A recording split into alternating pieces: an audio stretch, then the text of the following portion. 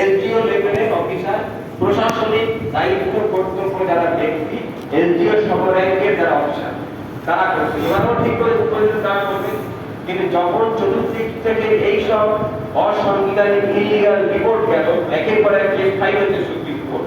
Supreme court সেই কেসের বোঝা হালকা করার জন্য এবং দায়মুক্ত হওয়ার জন্য, আমাদের ভালোবেসে না, দায়মুক্ত হওয়ার জন্য, কেস থেকে নিজেদেরকে ঝামেলা মুক্ত হওয়ার জন্য জুডিশিয়াল অফিসারদের নামিয়ে দিল।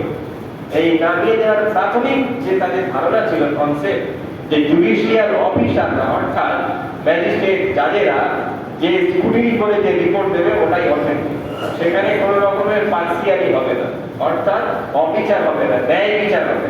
এবং আমরা ধরে নিয়েছিলাম যে এই যে জুডিশিয়াল অফিসারদের আমরা চিনি তারা কতটা ন্যায় বিচার করে, কোর্টে কাজ করার সুবিধা দেয়। সুতরাং আমরা খুবই দুশ্চিন্তা ছিলাম, কেন এরা যদি একবার রায় দিয়ে দেয়, ওই রায়ের বিরুদ্ধে আর কোথাও যাওয়া যাবে। এটা সুপ্রিম কোর্টের কনসেপ্ট থেকে এদেরকে নিয়োগ করা হয়েছিল। কিন্তু এই জুডিশিয়াল পশ্চিমবাংলা যতগুলো অফিসার কাজ করছে, ম্যাজিস্ট্রেট, জাজ, যারা যারা আছে, এদের যে চেয়ারম্যান, যারা ইনচার্জ, যে পরিচালনা করছে, তিনি হচ্ছেন হাইকোর্টের চিফ জাস্টিস। তিনি সরাসরি সুপ্রিম কোর্টের যে সাংবিধানিক বেঞ্চের বিচার হচ্ছেন, অর্থাৎ সাংবিধানিক বেঞ্চে যিনি সুপ্রিম কোর্টের চিফ জাস্টিসের সঙ্গে এনার ইন্টারঅ্যাকশন হয়, অর্থাৎ কথাগোপন হয়, এই পরিস্থিতিটাকে রিপোর্ট করতে হয়। সেই রিপোর্টে উনি খুব প্রমাণ ব্যক্তিত্ব সম্পন্ন মানুষ এবং খুব নিরপেক্ষ বা লিগাল দৃষ্টিভঙ্গি চলে, সেজন্য উনি রিপোর্ট করেছিলেন যে জুডিশিয়াল ম্যাজিস্ট্রেটরা যে স্কুটিনি করে, উনি কিন্তু জুডিশিয়াল ম্যাজিস্ট্রেটের কাছ থেকে প্রতিনিয়ত রিপোর্ট নেন যে এটা কি রিপোর্ট, এটা কি রিপোর্ট, ওনাকে ব্যাখ্যা দিতে হতো। সেখানে তিনি দেখছেন যে জুডিশিয়াল অফিসাররা যে স্কুটিনি করছে এটা সন্দেহের ঊর্ধ্বে নয়, এটা ডাউটফুল নেচার। তিনি রিপোর্ট করলেন যে জুডিশিয়াল অফিসাররা যেটা রিপোর্ট করে অর্ডার করে যে ডিলিট করছে বা ইনক্লুড করছে, ইনক্লুডের পরে তো প্রশ্নই কেউ প্রতিবাদ করবে না, যেটা ডিলিট করছে এটা নিয়ে মানুষের প্রশ্ন থাকাটা স্বাভাবিক, প্রশ্ন হওয়া উচিত। তখন সুপ্রিম কোর্ট কি দেখলো যে জুডিশিয়াল সিস্টেমের বিরুদ্ধে প্রশ্ন উঠছে, তাই তিনি কি করলেন, ট্রাইব্যুনাল খুললেন। এই ট্রাইব্যুনাল খোলার মানেটা কি? এই ট্রাইব্যুনাল খোলার মানেটা হচ্ছে এটা যে জুডিশিয়াল যে সিস্টেম, জুডিশিয়াল অফিসার স্ক্রুটিনি করে যাদের নাম ডিলিট করেছে, সেই ডিলিটের এগেইনস্টে আপনি অ্যাপিল করতে পারবেন। অর্থাৎ জুডিশিয়াল অফিসার যদি আমার নাম ডিলিট করে দেয়, তাহলে এখানে জুডিশিয়াল অফিসার একটা মন্তব্য করেছে, একটা অর্ডার শিট তৈরি করেছে যে মুখ ব্যক্তির এই কারণে তার নামটা ডিলিট করা হলো। সেখানে যদি আমার আনসাফিসিয়েন্ট ডকুমেন্ট থাকে, সেখানে যদি আমার ডকুমেন্টের কোনো নামের, কোনো জন্মগত তারিখের, কোনো অ্যাড্রেসের ভুল থাকে, কিংবা ওই যে প্রথমে বললাম ফর্ম 7 এর কোনো কারণ থাকে, সেখানে সেটা লিখতে হবে। এবং সেটা এবার দেখবেন আপনাদের যে ডিলিট যে সাপ্লিমেন্টারি লিস্ট বের হয়, সেই লিস্টের কথায় লেখা আছে যে যারা 20 তারিখের ওই কোর্টের অর্ডার অনুযায়ী এই লিস্ট বের হলো এবং এই লিস্টে যাদের নাম ডিলিট করা হচ্ছে, ওখানে বিয়োজিত শব্দটা আছে, বিয়োজিত করা হলো, তারা যদি এই সিদ্ধান্তের প্রতি সন্তুষ্ট না হন ট্রাইব্যুনালে যেতে পারে।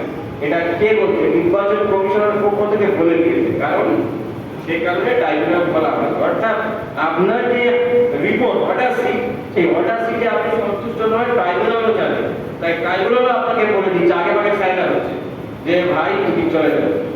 এখানে এটা বুঝতে হবে, তাহলে আপনি জুডিশিয়ালি রিপোর্টের ভিত্তিতে ট্রাইব্যুনালে যাচ্ছেন। অর্থাৎ ওই রিপোর্টে সন্তুষ্ট না হয়ে আপনারা যারা কোর্টে কেস করেন, কম বেশি আইডিয়া আপনার একটা ধারণা আছে যে ক্রিমিনাল প্রসঙ্গ জায়গায় যদি কেস কি হয়, আমি এই ভাই নামে কেস করছি, তাহলে আমি বাদী, ইনি বিবাদী, তাহলে এনার বিরুদ্ধে যদি ইনি ওই রায়ের সন্তুষ্ট না হয়, এনার বিরুদ্ধে যদি রায় হয়ে যায়, আমি এনার বিরুদ্ধে বললাম উনি আমার জায়গাটা অবৈধভাবে দখল করে দিয়েছেন, উনি আমার অন্যায়ভাবে কিনেছেন, তাহলে এনার বিরুদ্ধে যদি রায় দেয়, ইনি সেই রায়ের এগেইনস্টে আবার কোর্টে যেতে পারে। সেটা সমাজ আগে ঠিক আসে, কোনো কেসে ছাড় দিতেন, এইটার সময় দেওয়া আছে 15 দিনের। এটা কিন্তু আইনত ল, আইনের কন্ডিশন। এবারে আপনি এটা খুব ভালো করে বুঝবেন যে অনলাইন অফলাইনে করে আপনার ধারণাটা ক্লিয়ার হয়ে যাবে যে আপনি যখন সেই অর্ডারের বিরুদ্ধে ট্রাইব্যুনালে যাচ্ছেন, আপনি কার অর্ডারের বিরুদ্ধে যাচ্ছেন? কার বিরুদ্ধে যাচ্ছেন? নির্বাচন কমিশনের। নির্বাচন কমিশনার আপনার বিরুদ্ধে রায় দিয়েছে, তাই আপনি নির্বাচন কমিশনের বিরুদ্ধে যাচ্ছেন ট্রাইব্যুনালে। আপনি কিন্তু কোনো ম্যাজিস্ট্রেটের বিরুদ্ধে যাচ্ছেন না, ম্যাজিস্ট্রেট তার অর্ডার দিয়ে, সেই অর্ডারটা আপনার পছন্দ হতে পারে, নাও হতে পারে। পছন্দ না হলে কাজ করতে যাবে যে আপনার এটা ফাঁসিয়েছে মানে ডিলিট করে, সেটা কে করেছে? নির্বাচন কমিশনার করেছে। এই নির্বাচন কমিশনারের মধ্যে কে কে করছে? চিফ নির্বাচন কমিশনার অফ ইন্ডিয়া, চিফ নির্বাচন কমিশনার অফ ওয়েস্ট বেঙ্গল এবং ডিস্ট্রিক্ট ম্যাজিস্ট্রেট ডিআর যাকে বলছে এবং এসডিও। এদের বিরুদ্ধে আপনি কেস করবেন। আপনি ও ট্রাইব্যুনালে গেলে কি হবে? বাকি এদের বিরুদ্ধে বলছে এরা হবে বিবাদী, আপনি ওখানে হবে আবেদনকারী, এরা হবে অপোজিট পার্টি। মনে রাখবেন যে এই জায়গাটা বুঝতে পেরেছেন? মানে অনেকে বুঝতে পারে কথাটা হলো যে আপনাদের জন্য ট্রাইব্যুনালে যাওয়ার জন্য একটা কোর্ট খোলা হয়েছে। এটা আমি জানি এই ট্রাইব্যুনালে যেতে গেলে আপনি কেস করতে হবে। কিসের বিরুদ্ধে কেস করবেন? আপনার নামটাকে আমি ডিলিট করেছি। এই ডিলিট করেছে কে করেছে? নির্বাচন কমিশনার করেছে। তাহলে আপনি যখন ট্রাইব্যুনালে যাবেন তখন আপনি কি হবে? বাদী হবে। আপনি কেস করছেন যেহেতু আবেদনকারী হবে, আর আপনার বিবাদী কি হবে? যার বিরুদ্ধে করছেন সে হবে নির্বাচন কমিশনার। বুঝতে পেরে যেতে পারেন? এবার এই নির্বাচন কমিশনের বিরুদ্ধে যখন আপনি ট্রাইব্যুনালে যাবেন সেই সময়টা দিয়েছে 15 দিন। 15 দিনের মধ্যে যেদিন থেকে ধরুন কার যদি আজকের পাবলিশ হয় তাহলে আজকের থেকে 15 দিনের মধ্যে যেতে হবে। যেদিন থেকে যার সাপ্লিমেন্টারি লিস্ট পাবলিশ হয়েছে সেদিন থেকে সে 15 দিনের মধ্যে যাবে। এখানে একটা বিষয় হচ্ছে যে আপনার ওই অর্ডার শিটটা আপনার দেওয়ার দরকার ছিল, এটা আপনার লিগাল রাইট, কিন্তু সেটা আপনাকে দেওয়া হবে।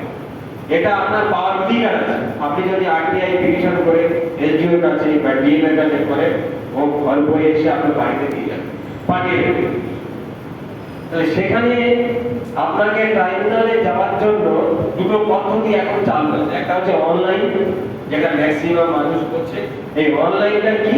সেখানে একটা ফর্ম আছে, সেটা ফিল আপ করতে হচ্ছে এবং সেখানে আপনি যে ডকুমেন্ট আপলোড করবেন, যে আপনার নামের আপনি যাকে এডিট করে বলবেন, আপনার যে অনেক ছেলে মেয়ে বলছে সেখানে আপনার 7 নম্বর সন্তান বলে আপনি যে আপনার পিতামাতার সন্তান নয় সে সপক্ষে যদি কোনো ডকুমেন্ট দিতে চান সেই আপলোড করার কোনো জায়গা নেই অনলাইনে।